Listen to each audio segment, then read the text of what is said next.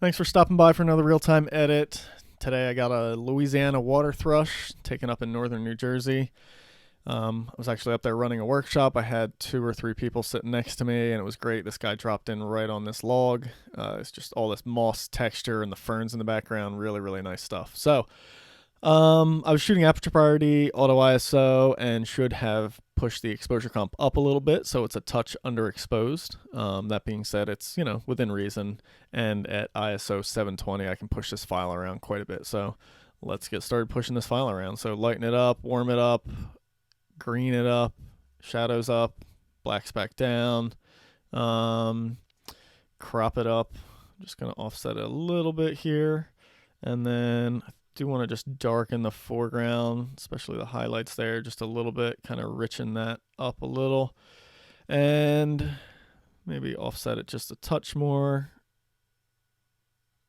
Yeah, something like that, right? I didn't like all that dark down there, but a little bit of that is okay for me.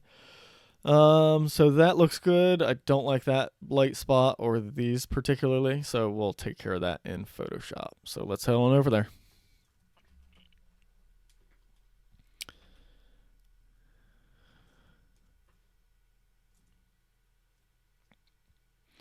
All right, here we go. So first thing, I'm going to clone out this thing up here that I didn't like. That was an easy removal. This one I think I'll just burn because there's texture there that I don't want to fight with. Get rid of that kind of smeary thing there. And then just these little stalks that are sticking out. They just bug me for some reason. I mean, they're subtle enough. So there's a technique that I'll often do, right? Use the healing brush, but the healing brush kind of sucks it up. It doesn't do very good with those smooth transitional areas, but it does get rid of the object for me, which is nice. And then I just go back in with the regular old clone tool and then clean it up on my own. I did kind of expect it to do a great job there, but it's not going to do good down by this toe. So I'll do that manually, and then we'll just mask out the area that I screwed up or kind of overlap there and cut it back in real nice and precise. And there we go. That's gone. And last little piece, I think I'll just get rid of the sharp area of that, and we'll let that, screw it. We'll get rid of that one too. Should be pretty easy. There we go. I think that about does it as far as distractions. And as I say that, I'm going to get rid of this piece too. Oops, messing that up. There we go. I think that does actually do it. All right. Oh, saw one more that's bothering me. There we go. And I'll just get rid of that little pattern it made. Okay, that's it. I am officially done cloning stuff out of here. All right, so color-wise, well, let me take care of these bright ferns that are in the foreground here. Watch, we'll just kind of see, right? Just darken those down with a little burning.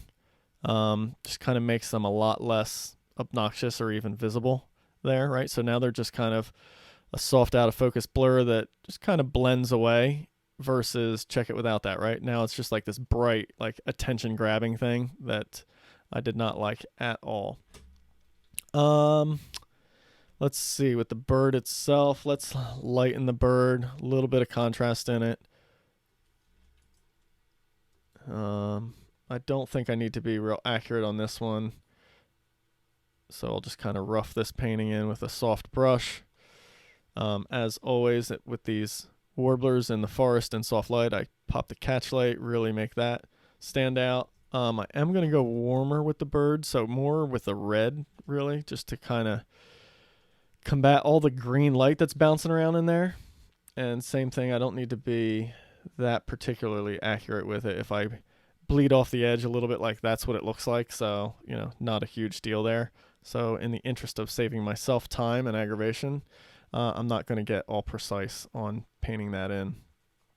I will also hit these lovely big pink legs, and then I'm going to throw a dodge layer on and just lighten those up a little bit. Real subtle. Nothing too crazy, but I do want those legs that are a big prominent feature on this bird. I do want those to stand out. All right, so now we have a ton of green and yellow. Look at it, like on the throat and the breast there kicking in. So let's get rid of that and clean it up. I'm not a fan of when all this green kind of just taints the actual legit color of the bird from bouncing around. And I do have to be careful to not go too far, right? Because if I just completely desaturate that tone and make it like gray under there, it kind of doesn't look too natural. And this may be too much. I'm going to back out when I'm done painting it in and see what it kind of looks like just by turning it on and off, see if it looks legit. So before, after, so probably a bit heavy-handed there. So I'll just back off the opacity on that. And I'm going to throw another burn on here just to kind of really darken down and richen up this log. So that way our eye goes right to that bird. And then maybe just a little swath of burning across the upper portion of this. I want to leave right behind the bird lighter because the bird is kind of a little darker than the ferns behind it.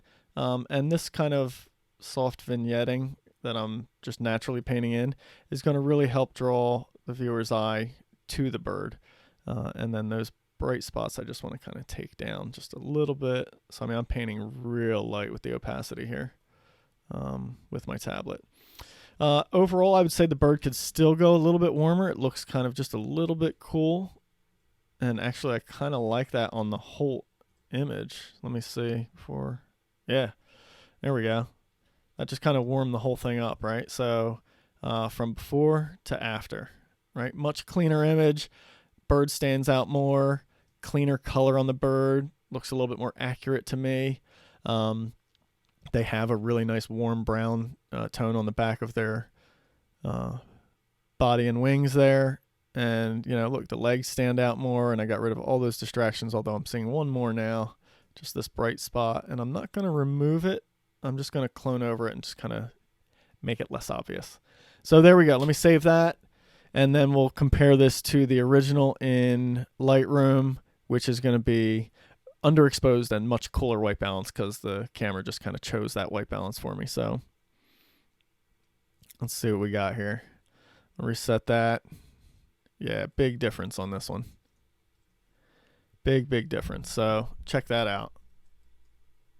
Right? Huge difference. Didn't take a ton of time here. You know, I'd say under 10 minutes. And you make a dramatic difference in how kind of clean and crisp and well lit that photo looks compared to this. So, you know, all the pieces are there. It's just a matter of kind of nudging that file around. So, and there we go, you know, under 8 minutes to get that edit. So not too bad. Thanks so much for watching. Hope you enjoyed this one.